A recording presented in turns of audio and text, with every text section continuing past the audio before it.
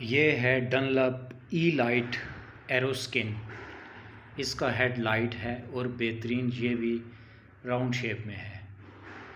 ये बड़ी शेप में रैकेट्स हैं। इस तरह के रैकेट से ड्रॉप्स और ड्राइव्स बहुत अच्छी लगती हैं।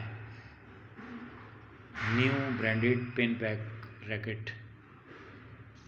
बाकी जो इस तरह के रैकेट जो डनलप्स होते हैं, इसकी 22 से 30 तक एक्सटेंशंस स्ट्रिंग्स होती हैं जो आप डाल सकते हैं।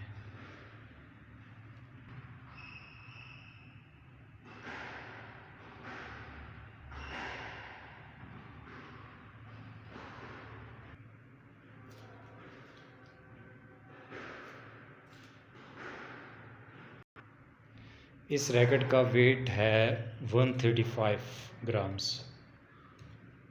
पायदार और मज़बूत रैकेट है बहुत।